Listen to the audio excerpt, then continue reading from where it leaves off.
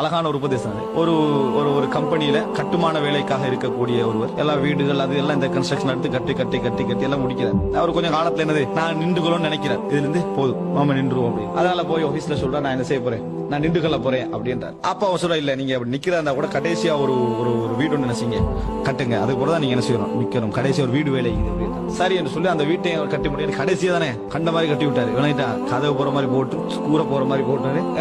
அவர் என்னெல்லாம் விரும்புற அது சும்மா அப்படியே அந்த மாதிரி கட்டி முடிஞ்சு சரி இப்ப நான் வேலையை முடிச்சுட்டு நான் நிக்க போறேன் அப்படின்னு அந்த ஆபீஸால கீயோட கையில கொடுக்குறேன். நீங்க கடைசியா கட்டின வீடு உங்களுக்காகத்தான் நாங்க என்ன செஞ்சோம், ஒரு கிஃப்டாக நாங்க என்னது உங்களுக்காக வேண்டிதான் நாங்க அதை கட்டினோம் அப்படின்னு ஒரு உபதேசம் செய்யறாரு.